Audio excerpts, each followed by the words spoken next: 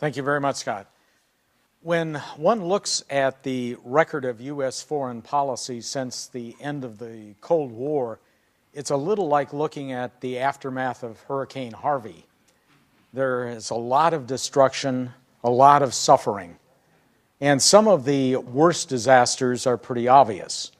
Iraq, Libya, the seemingly endless war in Afghanistan, which transformed from being a limited, punitive mission against al-Qaeda and the Taliban government into an open-ended counterinsurgency / nation-building mission.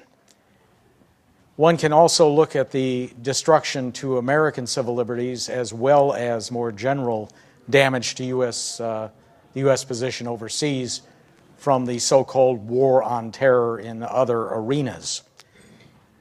But I think that over the long term, there is the potential that the worst disaster in the last 25 years will end up being the deterioration of relations with Russia, because that can have some catastrophic consequences. Very little disagreement, I think, at this point that we are in a new Cold War. I know that was a subject of some dispute a few years ago, but if you take a look at the state of relations now, it certainly resembles many periods in the Cold War with the Soviet Union.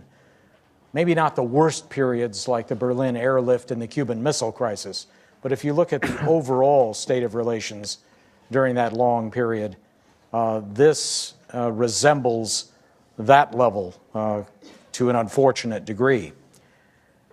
Now, as with most things in international affairs, the blame for this is not all on one side.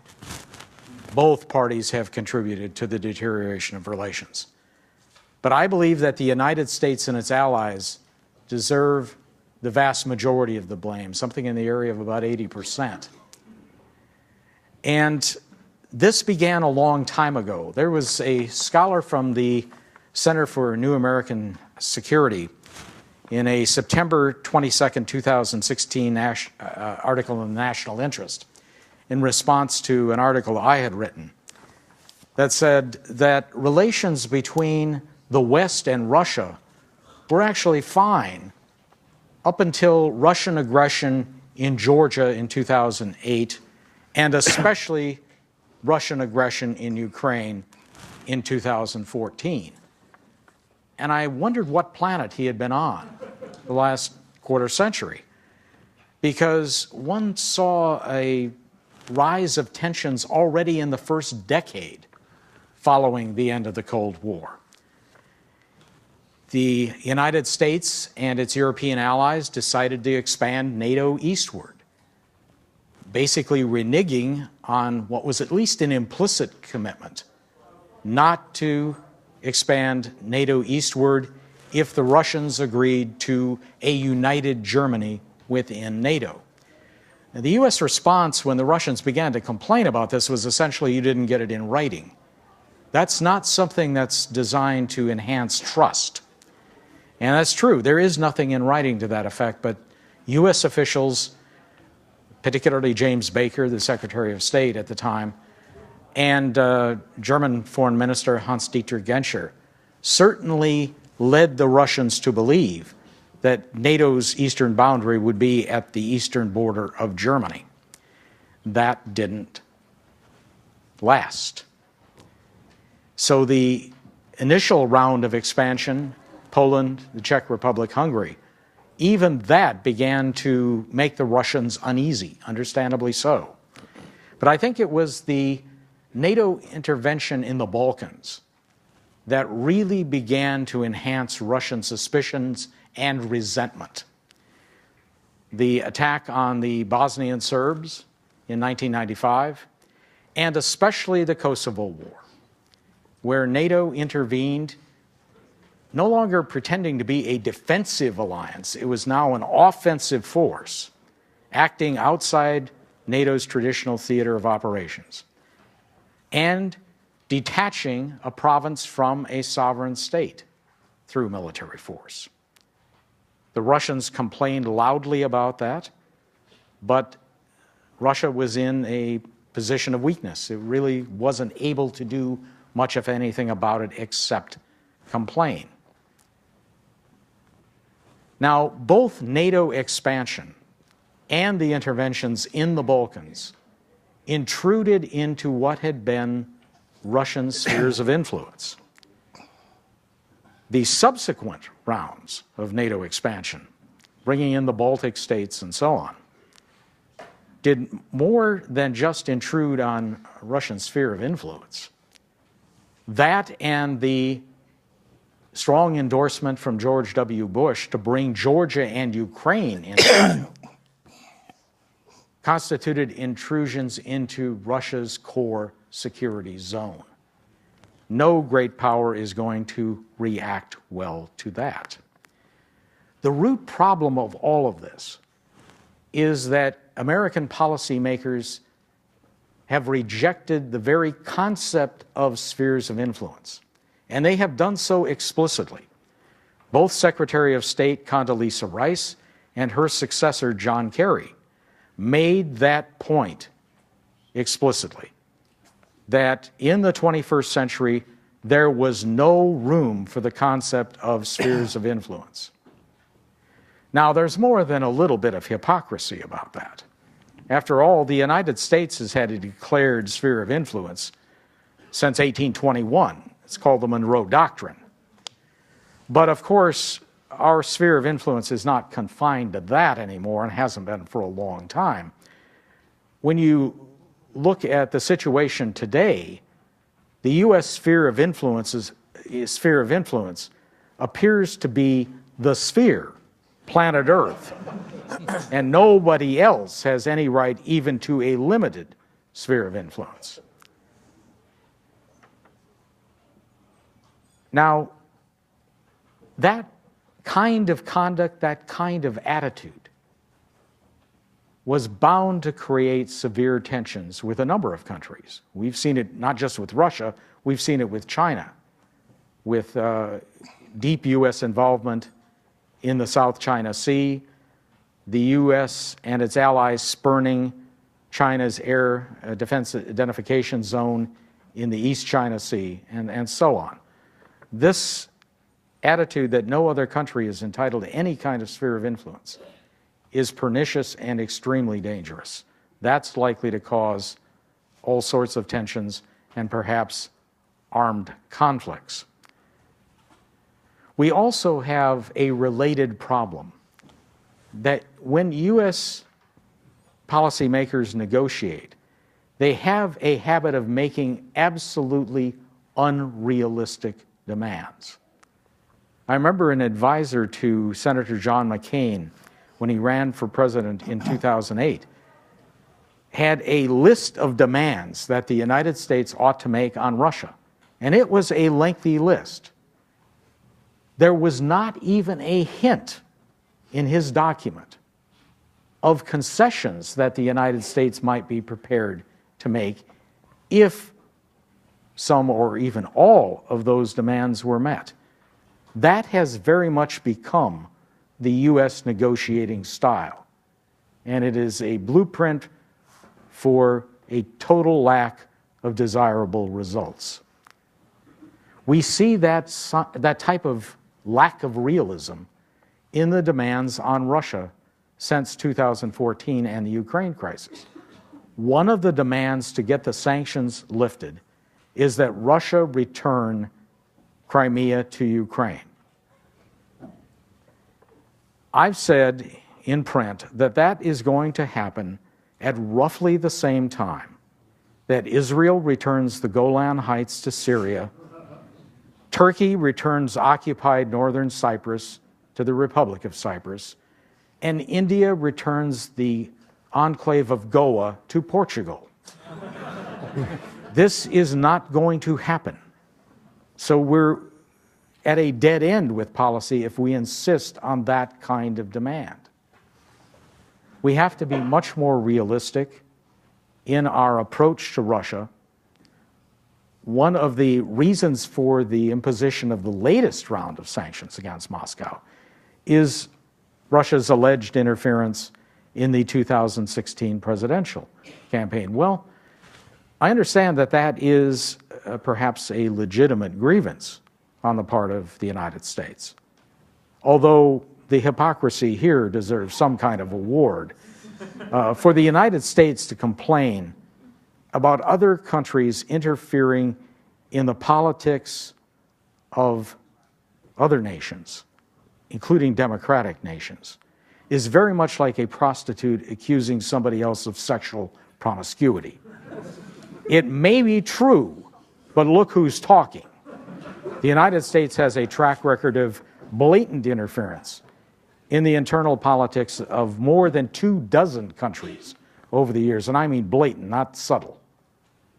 Everything from funding favored political parties, as we did with France and Italy in the late 1940s and a number of other countries since then, to more direct action, such as overthrowing the democratic government of Iran in 1953, the democratic government of Guatemala in 1954, and the bulk of evidence indicating U.S. handiwork in Chile in 1973, among other places. So we ought to at least straighten up our own act before we get too indignant about Russia or any other country trying to influence American politics. And again, if we want to be consistent, let's face it, Russia is not the only country that has on its agenda influencing American politics and policies. There's a very long list of countries that try to do that. And I think we have a pretty good idea who they are. So we have to develop a new strategy, one that embodies realism, that understands that it is important to maintain reasonably cordial ties with a country like Russia. This is not one of the countries that we can bully. This is not one of the countries we want to get on terrible terms with. The consequences could truly be disastrous. Thank you.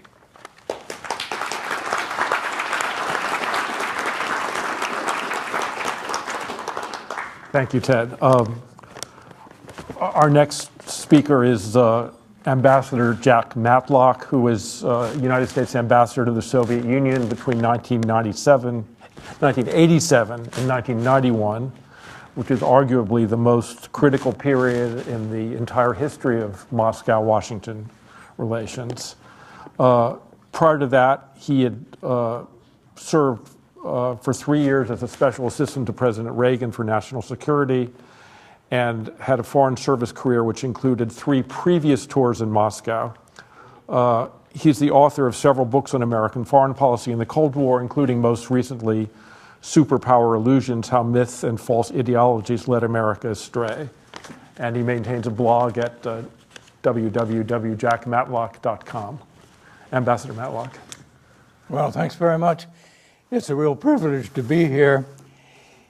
You know, as we think about our relations with Russia today, I can't help but think back to 1981, when I was asked by the incoming Reagan administration to go to Moscow. I had already had 2 tours there, and take charge of the embassy for a few months. Well, that turned out to be most of the first year of the Reagan administration. And one of the things as chargé d'affaires in Moscow that I was able or invited to do was July 4th.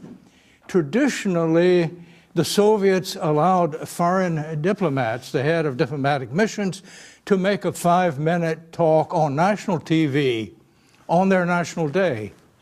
Now, the year before, Ambassador Watson, who was President Carter's ambassador, had prepared an address which criticized the Soviet invasion of Afghanistan, and they wouldn't put it on. Well, when I was invited, I thought, well, you know, I can cover that issue without talking about Afghanistan. And I think it's important to have 5 or 6, actually they gave me 7 minutes, to address the Soviet people on national TV. So I prepared an address in Russian, And one of the sentences in that was, "I'm proud that there is not a single American soldier fighting combat anywhere in the world." Now, no Soviet citizen could miss the contrast between their war in Afghanistan and our restraint.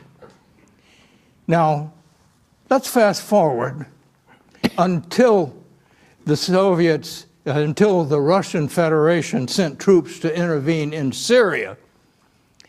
Russian diplomats could make that same statement here in Washington. No American diplomat could make that statement anywhere else.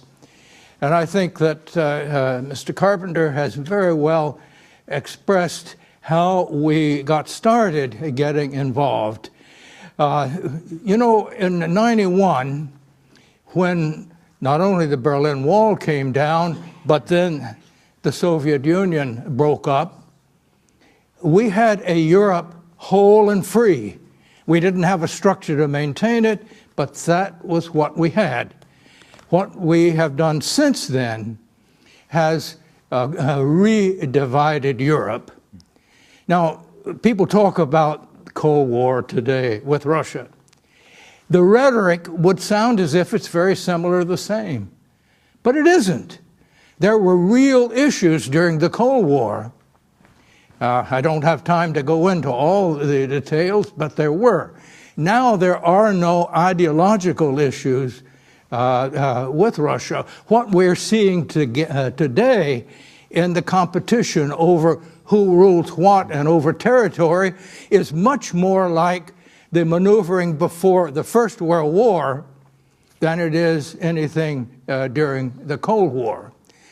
And I also want to go back to another, I think, very important insight during the Reagan administration. The first agreement that President Reagan made with then General Secretary Gorbachev was that a nuclear war cannot be won, must never be fought, and that means there can be no war between us. It was that understanding that allowed us to end the arms race that marked the Cold War.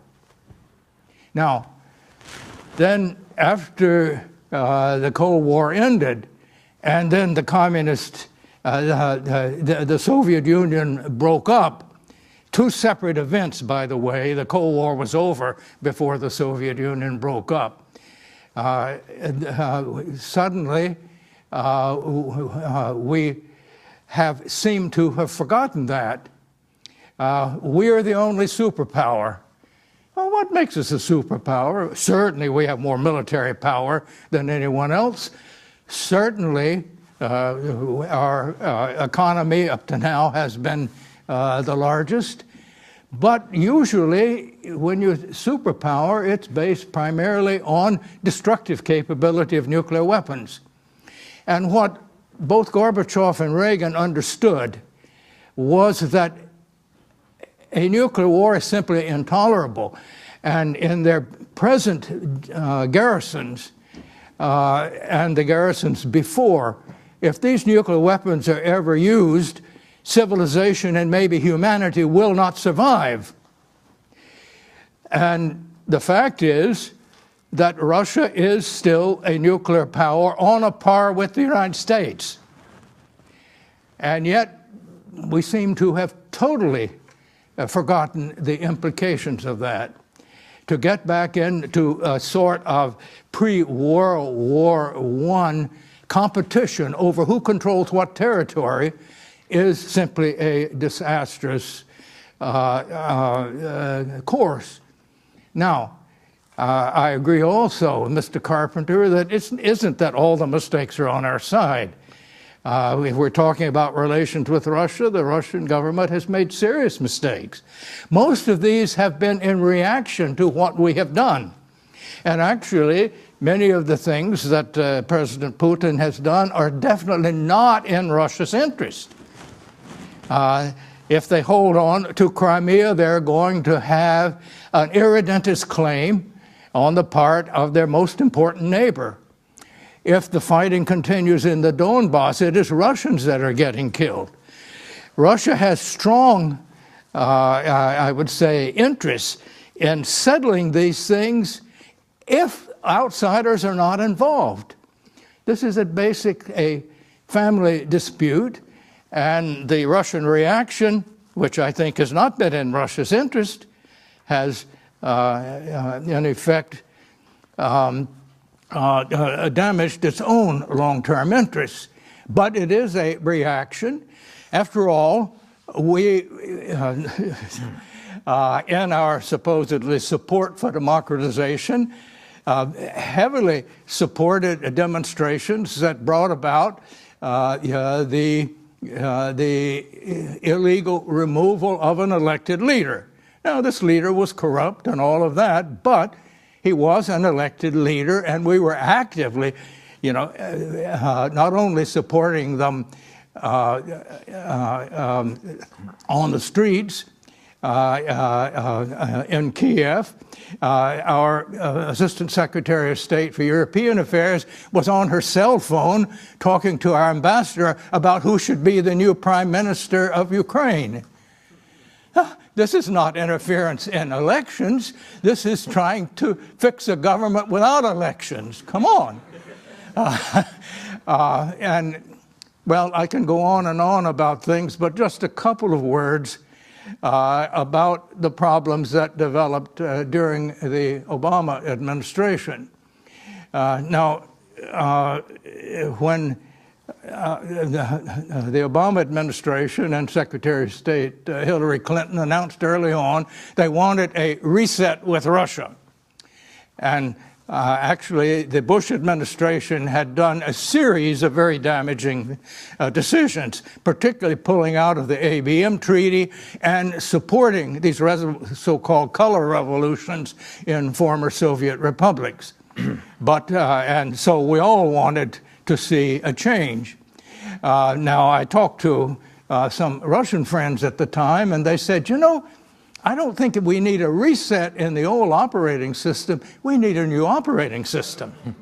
But when Secretary of State Clinton went to Moscow, she brought or was wearing a pin which had in it Перегрузка in Latin letters. Now it happens that Перегрузка in Russian means overload. It's reset is Перезагрузка. And, okay, one could laugh about it, but that sort of shows the level of competence that the Obama administration had early on in their dealings with Russia.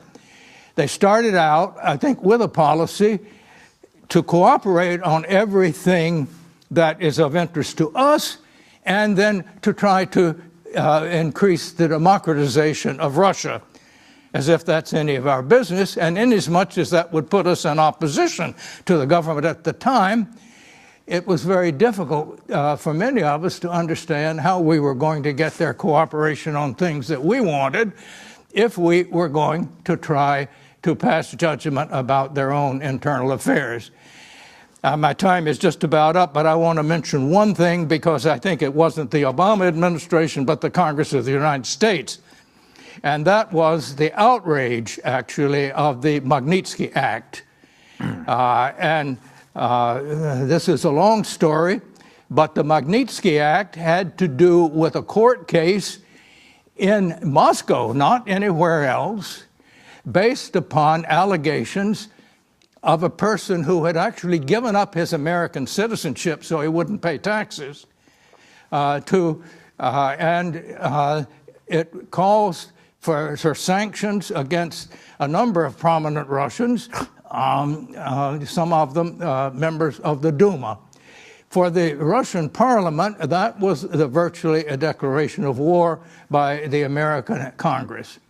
We've never really thought much about that, but sometimes our press, I think, should show a little attention to these historical things before they get into too much hysteria about Russian interference in American elections.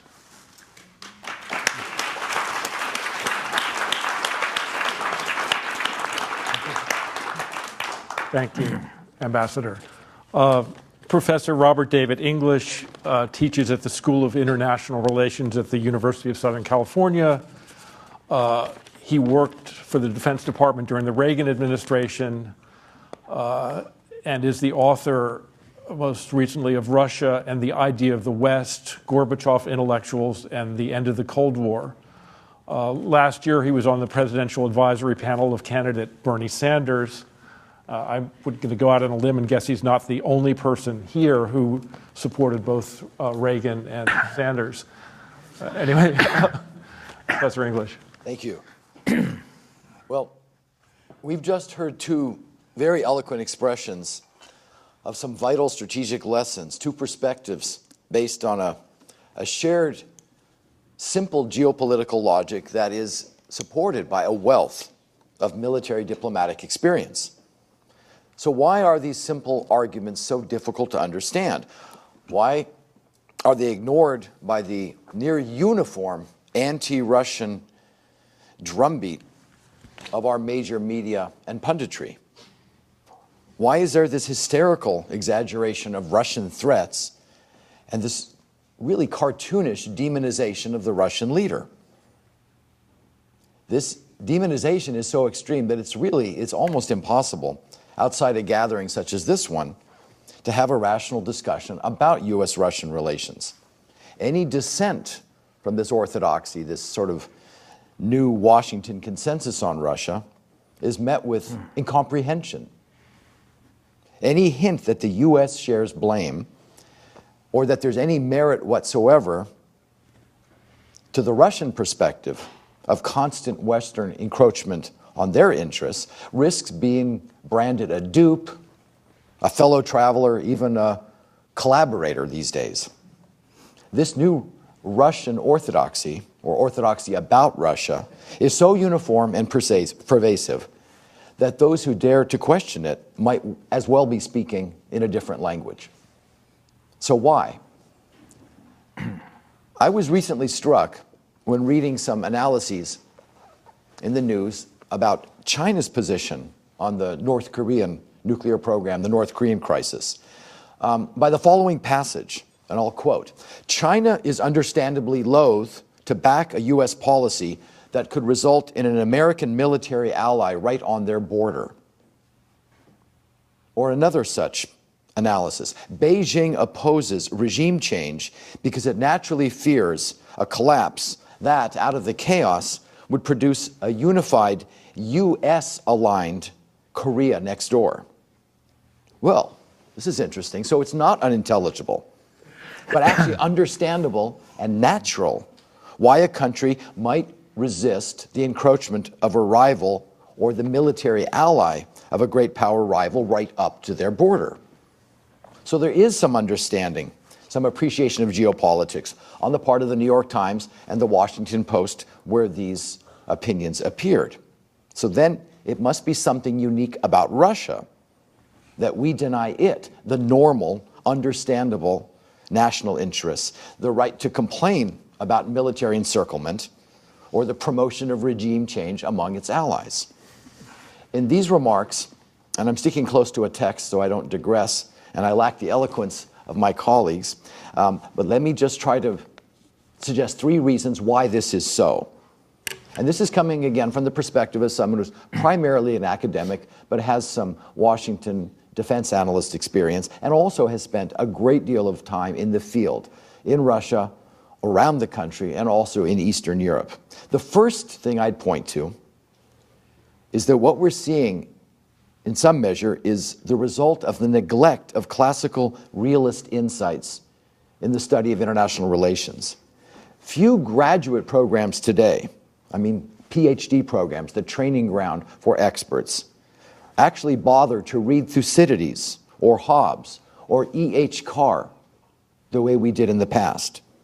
Maybe at best we have a superficial capsule summaries of these important works since the 1980s, because the field has been dominated by ideational identity, or even more powerfully, liberal approaches to international relations, particularly the democratic peace theories that justify aggressive democracy promotion in foreign policy, and the liberal interventionist school and the like. This theoretical shift, together with the neglect of military and strategic studies in this core training, has produced a new generation of Russia experts and transitologists, as they're sometimes termed, whose main expertise lies in domestic politics and practically whose only analytical tool is democratization or democracy promotion, untempered by Cold War experience or insights. This has resulted in frankly shocking ignorance about what has actually transpired in foreign policy, what has caused the conflicts around Russia's periphery. And it fosters a crude inflation of the supposed Russian threat to Russia's neighbors, to NATO now, and even apparently to the Arctic. The second factor I'd point to is the naivete of these transitologists and the expectations of rapid success among the post-communist societies in building Western-style free market democracies. These failures, the failures of the transition countries to meet the schedule and the expectations of the academics, has caused considerable frustration as well as professional embarrassment. And that requires assigning blame. My theory was good. My predictions were sound. And if events have frustrated them, it must be because of some bad guy, Vladimir Putin. He cannot have succeeded because he's done anything good for the Russian people, or that they actually like his policies of state building at home and pushing back against the West abroad. No, his apparent support can only be the result of undermining democracy and brainwashing the Russian people. I'd like to add to these modes of thinking a third factor, which is especially prevalent among the Democratic establishment, that we might call Clinton nostalgia, or now Obama nostalgia too. This perspective harbors a kind of residual disgust at the presidency of George W. Bush that can't seem to appreciate the ways in which the policies that their heroes pursued were in many respects just as damaging to U.S.-Russia relations as those of the Bush administration. In 2003, we made a really destructive blunder in invading Iraq. But in 2011, we made a similarly destructive blunder doing the same in Libya. Bush pushed NATO right up to Russia's borders and foolishly crossed a very clear red line in pushing the Western alliance towards Ukraine and Georgia. But Obama, in many respects, if sometimes by different methods, has continued the push into Ukraine, as we heard, and has continued promoting NATO expansion overall. And of course, it was the beloved Bill Clinton who committed the original sin of launching NATO expansion in violation of a pledge and against a Russia that was disarmed, degraded, and posing no conceivable threat to the parade of countries who would soon be pointing their new NATO missiles and bombs in the direction of Moscow. The Democratic political establishment now has, in its shock and anger over the election of Donald Trump, in a way sort of doubled down on this perspective, and understandably so, if not correctly, with the issue of Russian meddling in the 2016 presidential election. I'd just like to close by noting that the most serious breach of confidentiality, the most damaging new leak of secret information on the inner workings of the DNC, yet has come from those two well-known pro-Russia, pro-Trump colluders, Donna Brazile and Elizabeth Warren. And just close by asking to think about the implications of that with the original sin. That's it from my end. Thank you. Thank you, Bob.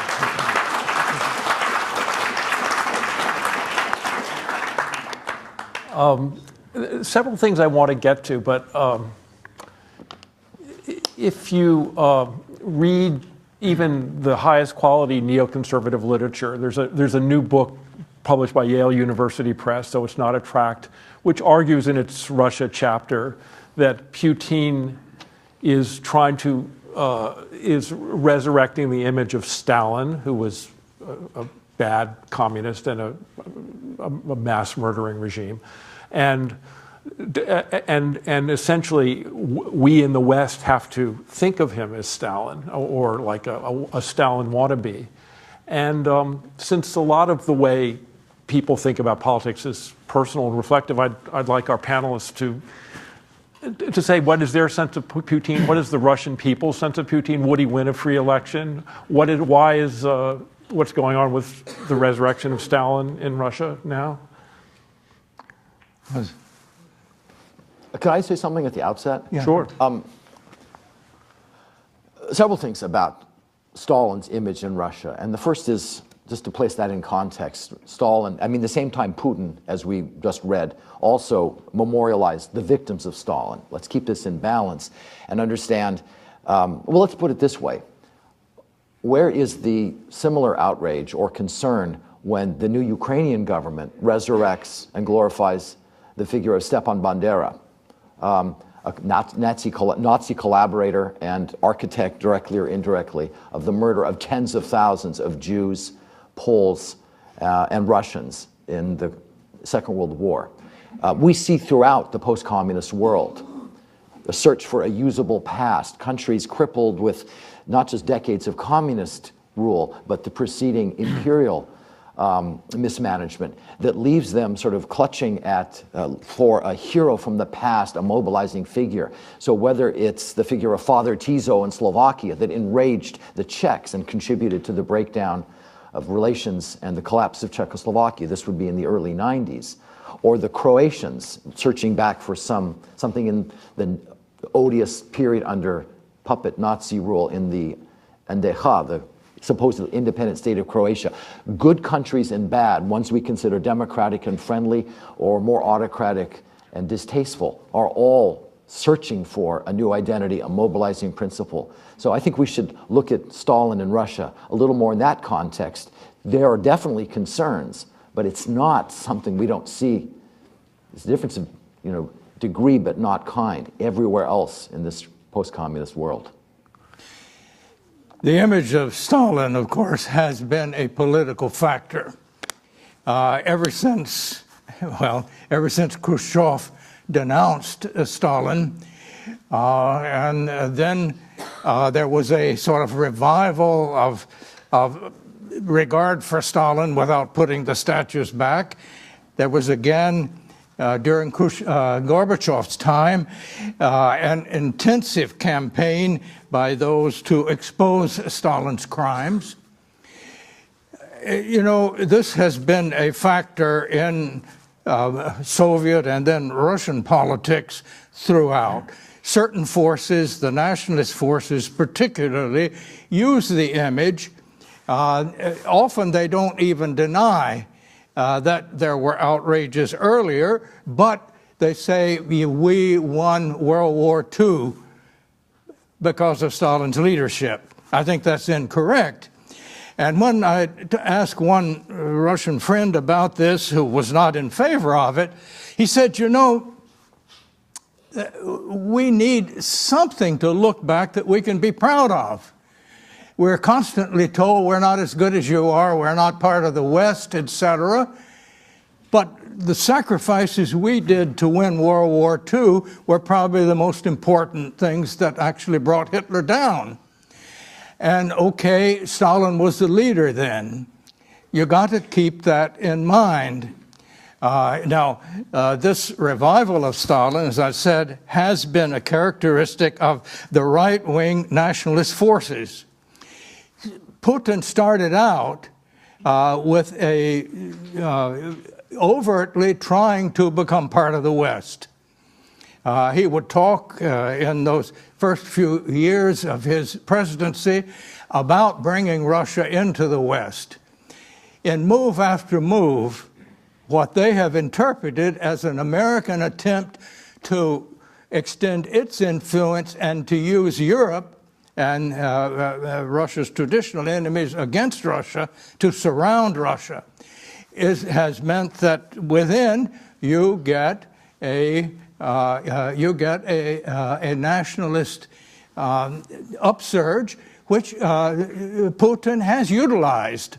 I don't think he is part of that. He got his education from one of the most liberal professors in the Leningrad University, Anatoly Sobchak, who was later the mayor of St. Petersburg, who changed the name from Leningrad to St. Petersburg. His outlook, his foreign language that he learned was German. So basically, he is culturally, I would say, part of Europe. But he feels, as many of his people do, he's been rejected, and has been rejected because of American pressure on Western Europe to do so. Now, that simplifies things, but there is enough truth in it that it's rather hypocritical and blind also for us to ignore the factor that we play in this. And as I said, I think he's going to draw on nationalist sources when we raise issues that what we are doing, that Russia is an enemy and we have to contain that enemy. You're going to get that pushback, and that pushback is going to include some revival of Stalin's image as the leader who led them to victory in World War II. Just very briefly, I think it's a wild exaggeration to equate Putin with Stalin. I think what we have in Russia today is what Fareed Zakaria, I think when he was still at Foreign Affairs before he joined CNN, described as illiberal democracy, a blended system that has features of both Western-style democracy and more authoritarian elements. And unfortunately, I think the drift in Russia is toward more authoritarianism. That much is true. But Putin more resembles someone like Hungary's Viktor Orban, or maybe at worst, Turkey's Erdogan, not Stalin. I think that is just completely out of bounds to equate him in any way with that tyrant. And one more question, and then I want to go to the audience. Since many of us are conscious of all the talk about Russia's attempt to influence our elections, I guess the figure of American spent, according to Victoria Nuland, $5 billion to try to transform Ukraine's political system and move it to the West. And it was over a period of time, but I'd like to ask the panelists if they have any insight into what that money was spent for. And was there any decision in making in Washington about whether it's a good idea to spend $5 billion for regime change in Ukraine, which is obviously right on Russia's doorstep? In fairness, I think her reference was to a long period of spending. Yes, it was. Much of it that we would all agree was well spent, or at least was well measured and well intentioned, not to promote one group to stage a coup. Right. That's what the money went to at the end, in effect, the effort. But rather supporting civil society, supporting women's groups, supporting environmental groups that might be bringing something to public attention, supporting the media in transition. But then there were things spent more for precise political purposes. I'm just not sure it's fair to attribute the entire sum. And we have to distinguish between those support democracy promotion when it is more benign, long-term, and less intrusive, and when it is actually targeted to change a regime, to promote a colored revolution, to absolutely interfere in the sovereign business of another state, and is counterproductive, therefore. I agree. Okay. And just briefly, do you think this is, you think it's easily reversible? Like if say a Democratic president or Trump or someone just said, no, we really do want to have a reset, or are there kind of forces in the Washington deep state or whatever that absolutely prevent a new Cold War or the sort of permanent state of tension and the demonization of Russia? Well, it seems to me that as compared with the real Cold War, these issues between us are not that important. We have inflated them, we have misinterpreted them. What we really need, if it were politically possible in both countries, is each president to say firmly, I see no credible reason for us to be enemies. And I see a lot of powerful reasons for us to cooperate. Now, we must get together, and our people who disagree on something, we've got to work these things out. We are not enemies, because basically we're not on the things that really threaten us. And if we stop trying to dictate who has the best government or to change other governments and stay out of that business, but rather how we create a more peaceful world in order to deal with the real problems that we are facing, which are mutual. And the U.S. and Russia, as the countries with over 90% of the nuclear weapons in the world, weapons which are unusable, have a particular responsibility to deal with that, and not because of other disputes to stop cooperating. And frankly, we have put our present president in a position he can't do that without being condemned, saying, oh, they must have something on him. I would say wait and see what he proposes. If it's in the U.S. interest, I don't care whether they have something on him or not. If I could just say one comment. I think now it would be much more difficult to reverse the policy than it would have been, say, 6, 7 years ago. After all, we now have legislation in place imposing sanctions. A president can change a good deal of the policy, but he or she is going to have to persuade a future Congress to lift those sanctions, or that will be poisoning the relationship, even as on the surface things improve. I want to go to the floor now. Start. Yes, Don Rosenberg, National Traditionalist Caucus, New York. I want to congratulate all of you for the great presentation you gave, and congratulate American Conservative Magazine for presenting this. Ambassador Matlock, I just wanted to straighten one thing out. I wasn't sure I heard you correctly before, but isn't it true that the reunification of the Ukraine, of Crimea rather, with Russia was as a result of a referendum that was recognized by all the international monitoring organizations and which passed by over 90%? What? I didn't catch the question. Wasn't Ukraine's rejoining Russia the result of Crimea, the result of a internationally recognized referendum? The referendum was not internationally recognized. It was by all the European organizations. That the way that Ukraine was, I would say, annexed by Russia was not fully legal and should not be legally recognized by the United States. I don't think it is the sort of thing which is appropriate for us to do sanctions about. Not recognition has very profound implications, particularly for the legality of foreign investment, for example, in development. But the thing is that, first of all, Ukraine became a part of, Crimea became part of Ukraine, not by the vote of the people, not by anything else, but simply by a decision that Nikita Khrushchev made at one point to change the borders of the map within the Soviet Union, which at the time had no political significance because Moscow controlled everything.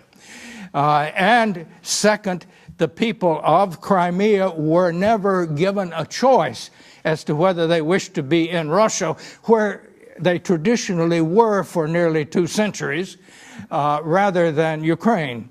And furthermore, Ukraine removed the autonomy that had. Having said all of that, there was an agreement called the Budapest Memorandum, where the Ukrainian government in the 1990s agreed to return their nuclear weapons to Russia, and Russia reaffirmed, along with the United States and the UK, their respect for the territorial integrity of Ukraine. What happened was that Putin sent in the so-called little green men, special forces, to keep order, called the local people, called a referendum, and they got over 90% of the vote. I think most people thought that even a fair referendum would probably get 60% or so. So there was no question probably that the majority of the people in Crimea actually did prefer to be in Russia for a whole number of reasons. Politically, I would say the people in Western Ukraine who led the revolution would be better off without Crimea. Yanukovych would have never been elected president of Ukraine without those votes in Crimea.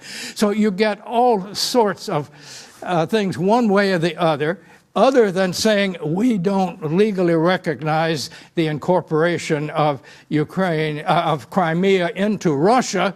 To go beyond that, I think actually makes the situation worse rather than better. One more remark is the U.S. action in going to war against Serbia and then separating Kosovo from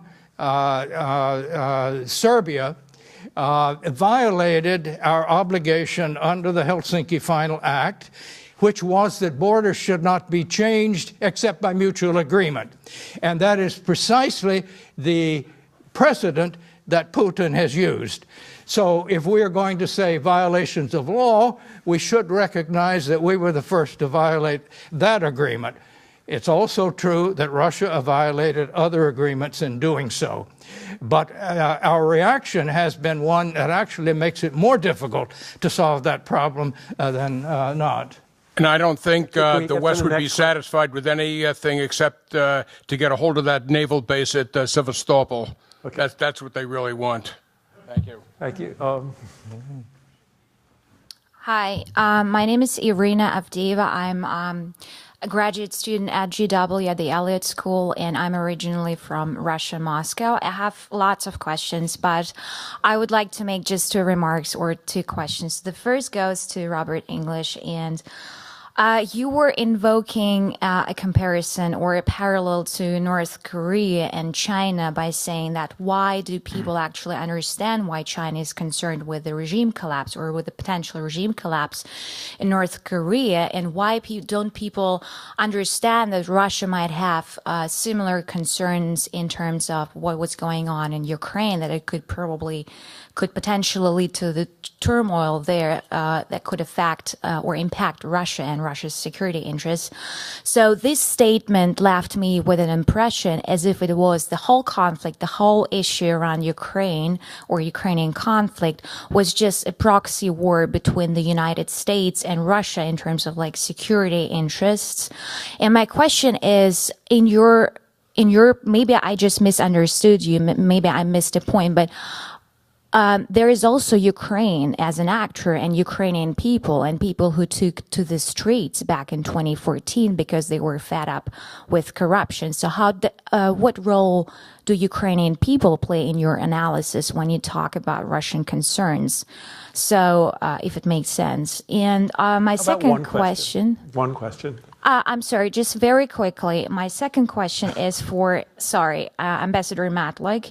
Are you sure that what happened in Ukraine was not in Russia's interest, that Russia's annexation of Crimea was not in Russia's interest?